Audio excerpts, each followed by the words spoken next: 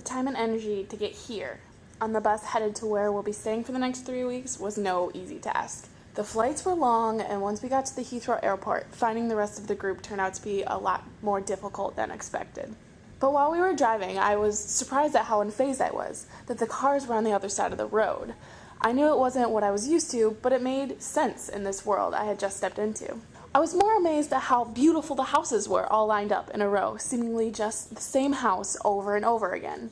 I liked the repetition. It had a calming effect on me as I fought off my desire to sleep. We got to our home, unpacked, and after a brief yet well-needed nap, we headed out on a walking tour of our neighborhood.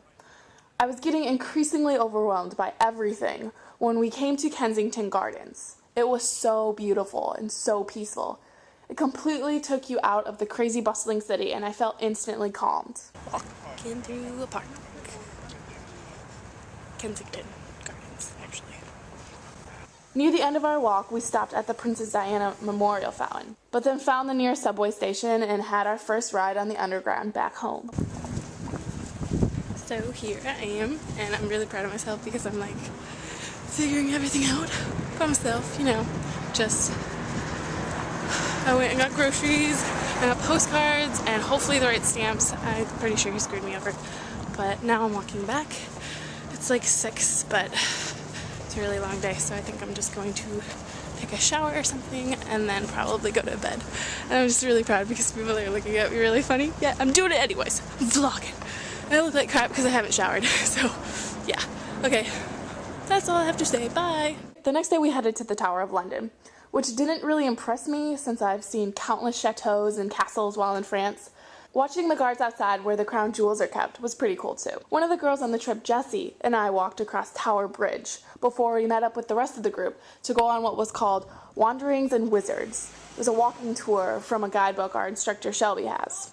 We passed a huge row of scooters and motorbikes, and it got me thinking about how truly different transportation is in a city like London in comparison to the car-dominated world of my home. While walking, we actually spotted the Super Nanny. When we got to the wizarding part of the walking tour, I wasn't disappointed. This is where Diagon Alley was filmed for the first Harry Potter film. How cool is that? It's pretty cool. Over the past few days, London has been everything I thought it would be, but so much more. It has the red buses, busy streets, and classic telephone booths. But there's also loads of history in the museums, monuments, and galleries.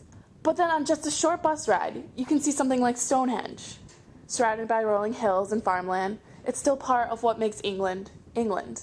It's amazing how if you just drive, you'll go from a bustling city metropolis to a place like Bath, tucked into the hills and valleys, where you can explore 1,000-year-old baths built over natural hot springs that are surrounded by even more history, and street performances by people trying to make a living just like everybody else. Over this first week, it's become obvious to me that England isn't my home, and could probably never truly become it, no matter how long I stayed. But that's what's so wonderful about it. How beautiful, fantastic, and foreign it is, and the fact that this place exists simultaneously with my own home is something truly amazing.